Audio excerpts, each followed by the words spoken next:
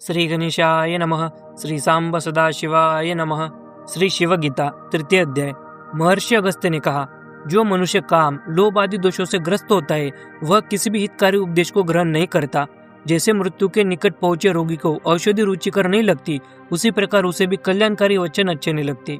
हे नरश्रेष्ठ, कपटी राक्षस रावण सीता को हर ले गया है और तुम्हारे तथा सीता के बीच विशाल समुद्र स्थित है। फिर भी यह तुम्हें अत्यंत कठिन कार्य क्यों नहीं प्रतीत होता, जबकि ज्ञान प्राप्ति के प्रति तुम उदासीन दिखाई देते हो। रावण ने सभी देवताओं को मानो हाथ पैर बांधकर द्वार पर वानरों के समान अधीन कर रखा है। इतना ही नहीं, स्वर्ग की अप्सराएं भी उसकी सेवा में चवर डुलाती है। जो रावण भगवान शिव के वरदान से गर्वित होकर बिना किसी शत्रु के तीनों लोकों का उपभोग कर रहा है, उस पर तुम्हारी विजय कैसे संभव होगी। उसका इंद्रजीत नामक पुत्र भी भगवान शिव के वरदान से अत्यंत अभिमानी है। देवगण अनेक युद्धों में उससे पराजित होकर भाग चुके हैं। उसका एक भाई कुंभकर्ण है जो देवताओं का संहारक है, और दूसरा भाई विभीषण है जो दीर्घायु तथा दिव्य अस्त्र शस्त्रों से संपन्न है। रावण की लंका नामक नगरी देवताओं और दैत्यों के लिए भी अजय है। उसके पास रथ, गज, अश्व और पदादि इन चारों अंगों से युक्त असंख्य सेना है। हे राजकुमार, तुम्हें अकेले ही उस रावण को जीतना है, यह कैसे संभव होगा। यह तो ऐसा है जैसे कोई बालक अपनी हथेली में चंद्रमा को पकड़ना चाहे। उसी प्रकार तुम भी काम वासना से मोहित होकर उसे पराजित करने की इच्छा कर रहे हो। श्री राम ने कहा, हे मुनिश्रेष्ठ, मैं क्षत्रिय हूँ। उस रावण ने मेरी पत्नी का हरण किया है। यदि मैं उसका वध न करूँ तो मेरे जीवित रहने का क्या प्रयोजन है। इसलिए मुझे दर्शन शास्त्र को उपदेश देने से कोई लाभ नहीं। मेरा शरीर काम, क्रोध और अन्य विकारों से संतप्त हो रहा है।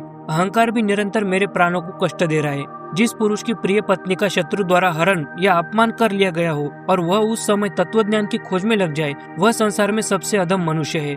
अतः हे मुनिश्रेष्ठ, मुझे वह उपाय बताइए जिससे मैं समुद्र को पार करके युद्ध भूमि में रावण का वध कर सकूं। आपके अतिरिक्त मेरा कोई दूसरा गुरु नहीं है।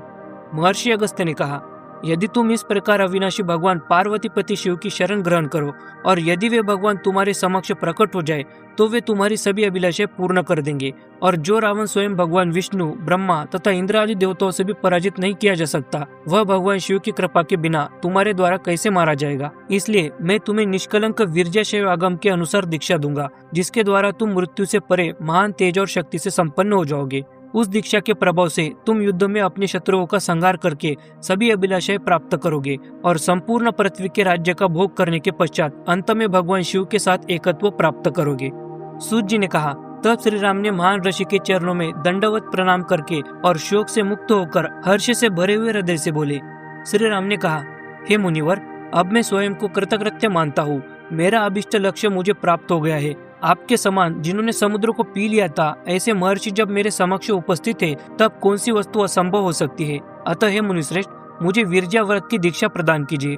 महर्षि अगस्त्य ने कहा, इस दीक्षा का आरंभ शुक्ल पक्ष की चतुर्दशी के दिन करना चाहिए अथवा उससे भी श्रेष्ठ अष्टमी तिथि को। अन्यथा एकादशी या उस सोमवार को भी किया जा सकता है जब आद्रा नक्षत्र हो। जिन्हें ज्ञानीजन परम सुंदर, रुद्र, सनातन, परमेश्वर, परम से भी परे, सर्वश्रेष्ठ, मंगलमय, ब्रह्मा, विष्णु, अग्नि और वायु के उत्पत्ति करता तथा नित्य आनंद स्वरूप और कल्याणकारी कहते हैं, उन भगवान का ध्यान करते हुए, आवस्त्य अग्नि और वायु का ध्यान करते हुए 5 महाभूतों को उनके गुणों के क्रम से नियंत्रित और शक्तिहीन करना चाहिए। अर्थात आकाश में शब्द, वायु में स्पर्श, अग्नि में रूप, जल में रस और पृथ्वी में गंध। फिर 5 सूक्ष्म तत्वों का ध्यान करना चाहिए। जैसे पृथ्वी में 5 गुण होते हैं, जल में 4, अग्नि में 3, वायु में 2 तथा आकाश में केवल शब्द। इस प्रकार क्रमशः उस अवस्था तक पहुंचना चाहिए जहाँ कोई सूक्ष्म तत्व शेष नहीं रहता। तब केवल माया या प्रकृति 11वीं अवस्था के रूप में रहती है। उन 11 अवस्थाओं का आधार जो परमात्मा है वही द्वादशांत कहा गया है। साधक को उन सब निम्न अवस्थाओं का अतिक्रमण करके उसी परमात्मा में स्थित रहना चाहिए। फिर इस प्रक्रिया को विपरीत क्रम से करते हुए अमृत स्वरूप बनकर उन तत्वों को पुनः उनके मूल स्वरूप में स्थित करना चाहिए, अर्थात ब्रह्म से पुनः पृथक तत्व रूप में प्रकट करना चाहिए। इस प्रकार अमृत भाव को प्राप्त होकर हे राम, पाशुपत व्रत का पालन करो। अब मैं तुम्हें संक्षेप में इस पाशुपत व्रत का वर्णन करता हूँ। प्रातः काल में संकल्प लेकर अपनी वेद शाखा के अनुसार विधि पूर्वक अग्नि की स्थापना करनी चाहिए। उपवास रखते हुए पवित्र होकर स्नान करके, श्वेत वस्त्र धारण करके, श्वेत यज्ञोपवीत पहनकर तथा श्वेत पुष्पमाला से स्वयं को अलंकृत करके, फिर विरजा मंत्रों के साथ प्राण आदि वायु की आहुति देकर यज्ञ करना चाहिए। तत्पश्चात एकाग्र चित्त होकर विरजा सूक्त के पाठ की समाप्ति तक पृथक पृथक समिधा, घृत, पके हुए अन्न तथा जौ की आहुति देनी चाहिए। अग्नि में आदि मंत्रों द्वारा अग्नि को अपने आत्मस्वरूप में स्थित करके वेदी से भस्म लेकर अग्निरीति भस्म आदि मंत्रों से उसे अभिमंत्रित करके उसे ललाट आदि शरीर के अंगों पर लगाना चाहिए। जो विद्वान द्विज पवित्र भस्म को धारण करता है वह महापापों से उत्पन्न समस्त दोषों से मुक्त होकर सनातन मोक्ष को प्राप्त करता है, इसमें तनिक भी संदेह नहीं है। भस्म अग्नि का वीर्य स्वरूप है, इसलिए जो मनुष्य भस्म से आच्छादित होता है वह तेजस्वी और शक्तिशाली बनता है। जो ब्राह्मण भस्म से अपने शरीर को लेपित करने, भस्म स्नान करने और भस्म पर शयन करने में आनंद अनुभव करता है वह इंद्रियों को जीतने वाला होता है। ऐसा पुरुष समस्त पापों से मुक्त होकर शिव के साथ एकत्व प्राप्त करता है। हे महाबाहु राजन, इस प्रकार भस्म धारण करके भगवान शिव के सहस्त्र नामों का जाप करो। अब मैं तुम्हें वह उपदेश दूंगा जिसके द्वारा तुम सब कुछ प्राप्त कर लोगे।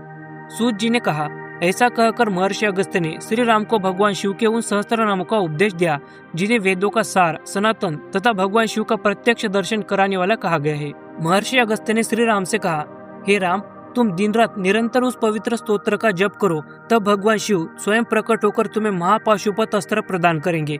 उसी अस्त्र से अपने शत्रुओं का संहार करके तुम अपनी प्रिय पत्नी को पुनः प्राप्त कर लोगे। उसी अस्त्र की शक्ति से तुम समुद्र को भी सुखा सकते हो। यह वही अस्त्र है जिसका उपयोग पार्वतीपति भगवान शिव प्रलय काल में सृष्टि के संहार के लिए करते हैं।